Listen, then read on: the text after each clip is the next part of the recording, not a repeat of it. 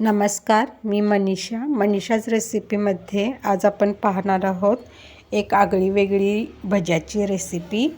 त्यासाठी इथे मी 1 कप बेसन पीठ घेतलेलं आहे। त्यामध्ये 1 चमचा तांदळाचं पीठ घातलेलं आहे, पाव चमचा हळद, पाव चमचा मीठ, पाव चमचा लाल तिखट, थोडासा बेकिंग सोडा घालून त्यामध्ये थोडेसे जिरे आणि थोडासा ओवा हातावर चुरडून घालून घ्यायचं आहे।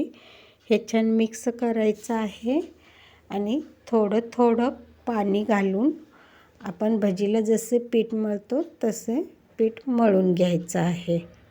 आता थोडं पाणी घालूया आणि सगळ्या गुठळ्या फोडून एकसारखं छान मिक्स करून घेऊया आणि थोडंसं पातळच असं हे पीठ मी मळून घेणार आहे। पिठातील सगळ्या गुठळ्या मी फोडून घेतलेल्या आहेत। आता आपलं पीठ मळून झालेलं आहे। आता इथं मी उडदाचे पापड घेतलेले आहेत। पापड खूप आकाराने मोठे आहेत म्हणून त्याचे असे 4 भाग घेतलेले आहेत। एकीकडं तेलही तापवत ठेवलेलं आहे।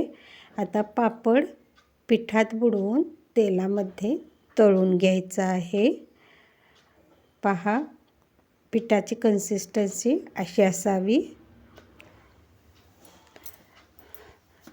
आता पापड पिठामध्ये बुडवून घेऊया।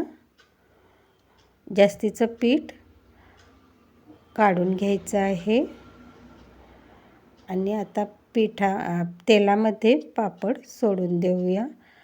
पहा, छान टम्म फुगलेला आहे। अशी ही पापडाची भजी तयार आहे। भज्याचा हा वेगळाच एक प्रकार आहे। दोन्हीकडे आलटून पालटून भजी छान तांबूस होईपर्यंत परतून घेऊया।